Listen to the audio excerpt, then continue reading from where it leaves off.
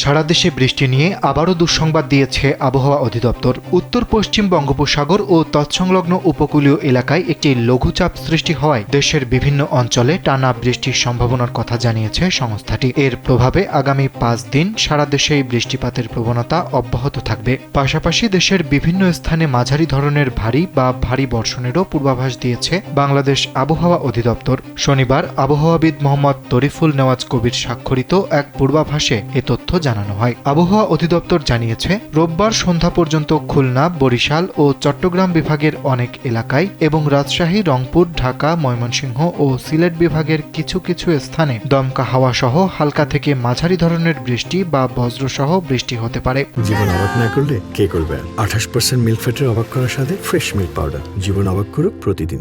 একই সময়ে দেশের কোথাও কোথাও মাঝারি ধরনের ভারী বর্ষণেরও সম্ভাবনা রয়েছে। এদিন দিনের তাপমাত্রা প্রায় অপরিবর্তিত থাকলেও রাতের তাপমাত্রা সামান্য বাড়তে পারে। পরবর্তী 4 দিনেও বৃষ্টির বিস্তৃতি আরও বাড়তে পারে বলে জানিয়েছে সংস্থাটি। সোমবার থেকে বুধবার পর্যন্ত দেশের প্রায় সব বিভাগেই অধিকাংশ স্থানে দমকা হাওয়া সহ বৃষ্টি বা বজ্রসহ বৃষ্টির সম্ভাবনা রয়েছে।